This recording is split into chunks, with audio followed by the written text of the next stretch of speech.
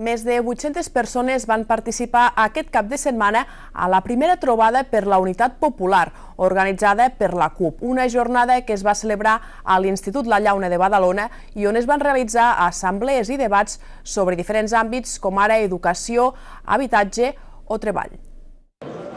Aquest dissabte l'Institut La Llauna es va convertir en una àgora ciutadana amb la realització de la primera trobada per la Unitat Popular.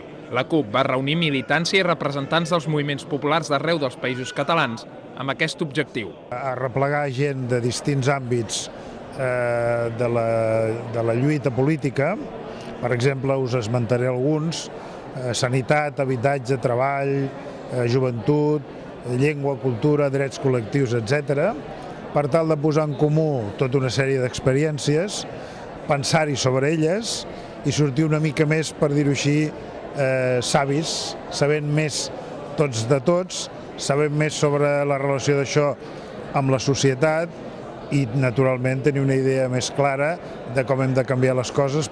Precisament, de Jòdar hi va participar per debatre al voltant de la cultura. La jornada es va dividir en dues sessions. Al matí, 20 grups de treball van debatre diferents línies d'acció política i a la tarda es van realitzar 3 debats simultanis sobre la independència, les bases d'un nou model de societat i un altre en el qual es van parlar de les dinàmiques entre contrapoder i poder institucional. En aquesta primera trobada s'hi van inscriure més de 800 persones.